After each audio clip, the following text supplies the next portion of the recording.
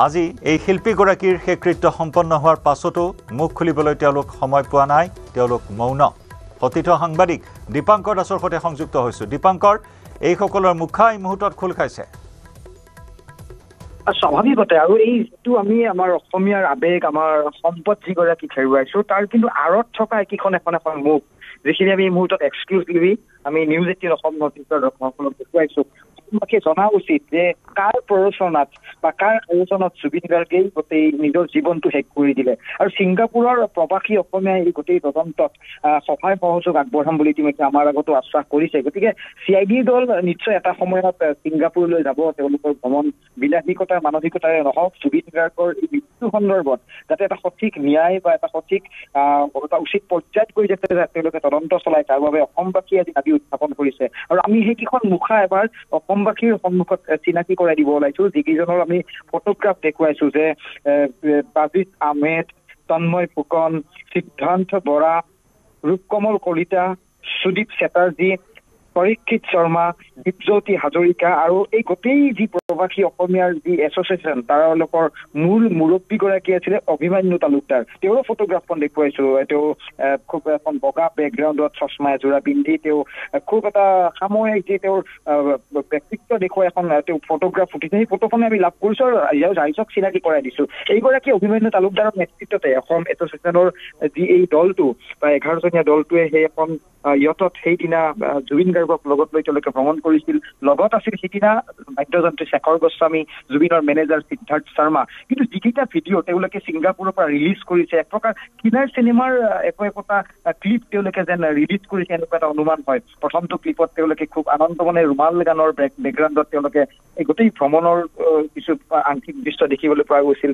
দ্বিতীয়টোত জুবিনৰ আন এটা গান বাজি আছিল। তাত জুবিনে অৰ্থাৎ তেওঁলোকে এই যি জেকেট পৰিধান নকৰাকে, লাইফ জেকেট পৰিধান নকৰাকে তেওঁ সাগৰৰ পানীত জঁপিয়াইছিল। আৰু তৃতীয়টো ভিডিঅ'ত দেখিছিলো যে অপাক হৈ পৰা, ভাগৰি পৰা জুবিন গাৰ্গ পানীৰ মাজত চটপটাই আছিলে। আৰু গোটেইখিনিৰ কিন্তু প্ৰৰোচনাত আমি দেখিছিলো পানীৰ মাজত সিদ্ধাৰ্থ শৰ্মা আছিল, পানীৰ মাজত শেখৰ গোস্বামী আছিল। কিন্তু জাহাজখনৰ ওপৰত সাঁতোৰাৰ মনোভাৱে নোযোৱা বগা যি সাজ পোছাকেৰে পিন্ধি নিজকে ভদ্ৰতাৰ পৰিচয় দিয়া কিন্তু ছিংগাপুৰৰ এইকেইজন ব্যক্তিয়ে কিন্তু এই আঁৰৰ লোক, যিকেইজন লোক বৰ্তমান সম্পূৰ্ণ বিষয়টোৰ পৰা তেওঁলোকে ফালৰি কাটিছে। মৌনতা অৱলম্বন কৰি তেওঁলোকে এই মুহূৰ্ততো কুণ্ঠাবোধ কৰা নাই যে জুবিন লুকাই গ'ল, জুবিন আমাৰ মাজৰ পৰা নাইকিয়া হৈ গ'ল। কিন্তু অসমীয়াৰ আৱেগ স্বাভিমানগৰাকী নাইকিয়া হোৱাৰ পিছতো তেওঁলোকে যে এটা মিনিট সময় মৌনতা অৱলম্বন কৰিব লাগে বা শোক প্ৰকাশ কৰিব লাগে, শ্ৰদ্ধাঞ্জলি জ্ঞাপন কৰিব লাগে, এই ধৰণৰ কিন্তু তেওঁলোকৰ মানসিকতা নাই। তেওঁলোকে সম্প্ৰতি গোটেই বিষয়টোৰ পৰা ফালৰি কাটিছে।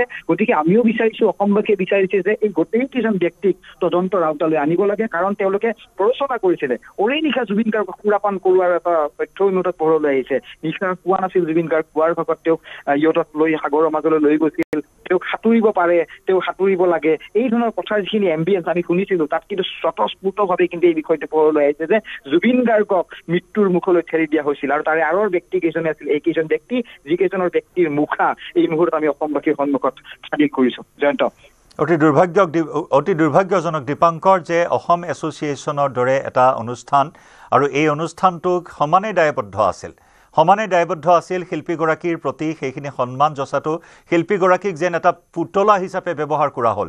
হাঁহি খিকিন্দালিৰ মাজেৰে তেওঁলোকে তিলকৈ যেন মৃত্যুৰ মুখলৈ ঠেলি দিলে।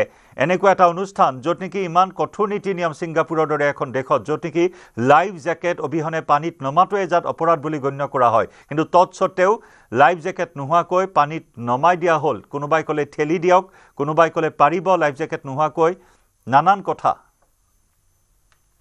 সেয়াই ইয়াতখনৰ পৰা আমি দেখিছিলো, যিখিনি সাগৰৰ পাৰৰ যিটো দ্বীপৰ যিখিনি আমি অংশ দেখিছিলো, খুব দূৰত্ব আছিলে। আৰু এই ধৰণৰ ভাৱে প্ৰৰোচনা কৰা হৈছিল। জুবিন গাৰ্গে সাঁতুৰি গৈ পুনৰ ইয়াতখনতে ঘূৰি আহিব। তেওঁ আধা অংশ যোৱাৰ পিছতে আমি দেখিছিলো তেওঁ লাইফ জেকেটটো পৰিধান কৰা নাই। থকাই এক প্ৰকাৰ জুবিন অপাক হৈ পৰিছিল। তেওঁ সেই নিথৰ যি শৰীৰ, তাত আমি দেখিছিলো শেখৰ গোস্বামীয়ে মন্তব্য দিছিল যে তেওঁৰ মুখৰ পৰা ফেন হৈছিল, নাকৰ পৰা ফেন ওলাইছিল, মুখেৰে বমি কৰিছিল। তাৰপিছত সেই জুবিন গাৰ্গক সেই ঠাইটুকুৰাৰ পৰাই হস্পিটেললৈ নিয়াৰ বাবে এটা দীৰ্ঘ সময় প্ৰয়োজন হৈছিলে। গতিকে তেনে মুহূৰ্তত এই যিখিনি প্ৰৰোচনা কৰিছিল জুবিন গাৰ্গক, এই যে মৃত্যুৰ মুখলৈ ঠেলি দিছিল, এই তাৰ আঁৰৰ ব্যক্তিকেইজন কিন্তু তদন্তৰ আওতালৈ আহিব লাগে।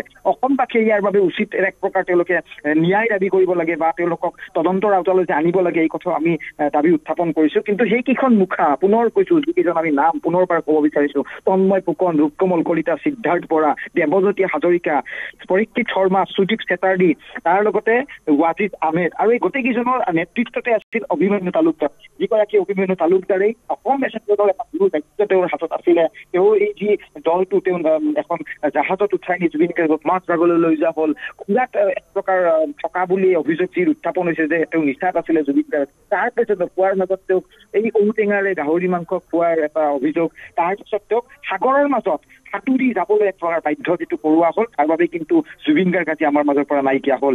অবাকৈ চাই আছিল গোটেই দৃশ্য তেওঁৰ সতীৰ্থ মেনেজাৰ সিদ্ধাৰ্থ শৰ্মা, তেওঁৰ বাদ্যযন্ত্ৰী শেখৰ গোস্বামী। গতিকে ক'ত আছে তেওঁলোক? গুৱাহাটী বা দিল্লী য'তে নাথাকক কিয় CIDৰ দলটো এই মুহূৰ্তলৈকে কি কৰিছে? আজি ঘটনা 6টা দিন হৈ গ'ল। 19 তাৰিখৰ পৰা আমি আজি আঙুলি মূৰত গণি আছো তাৰিখবোৰ কিদৰে গৈছে, সময়বোৰ নোযোৱা যেন লাগিছে। কিন্তু তাৰ মাজতো কিন্তু প্ৰত্যেকজন ব্যক্তি বৰ্তমান মোবাইল অফ কৰি তেওঁলোকে ছিংগাপুৰতে তেওঁলোকে নিৰাপত্তা তেওঁলোকে অৱলম্বন কৰিছে।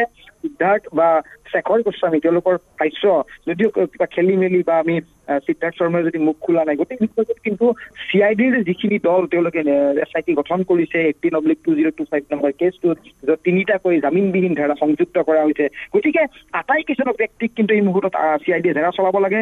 ত' তেওঁলোকে য'তে নাথাকক কিয়, কাৰণ তথ্য প্ৰমাণ যিমানেই সময় বাঢ়ি যাব সিমানেই কিন্তু লুকাবলৈ বা ক'ৰবাত এই তথ্য প্ৰমাণবোৰ যে হেৰাই যাব সেয়া এটা কিন্তু অনুমান হয়। ধন্যবাদ দীপাংকৰ। জুবিন গাৰ্গৰ কাহিলী